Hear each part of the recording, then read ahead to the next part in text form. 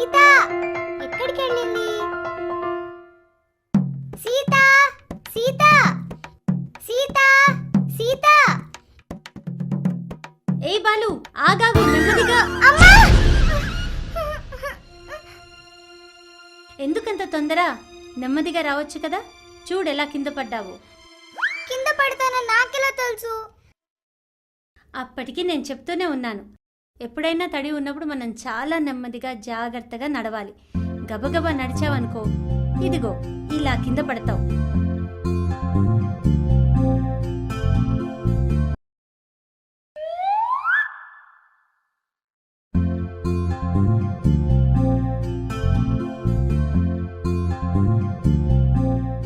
సరే, అయిందేదో అయింది. ఇదిగో ఈ పండు తిను.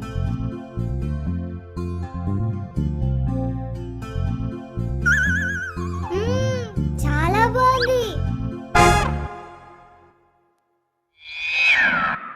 బాలు, ఏంటి నువ్వు చేస్తున్న పని? నేనేం చేశాను? అందరిలాగే పండు తిని తొక్క పడేశాను.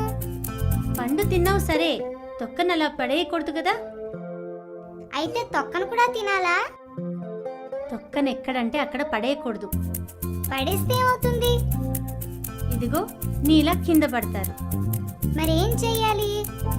ఏం చేయాలంటే కమ్మగా పండుని తిని తొక్కను తీసుకెళ్ళి చెత్తబుట్టలో కానీ లేకుంటే ఎవ్వరూ తిరగని ప్రదేశంలో కానీ వేయాలి. అలాగే మనం తిన్న తర్వాత మిగిలిన చెత్త చెదారాల్ని చెత్తబుట్టలోనే వేయాలి. అలాగే సీత.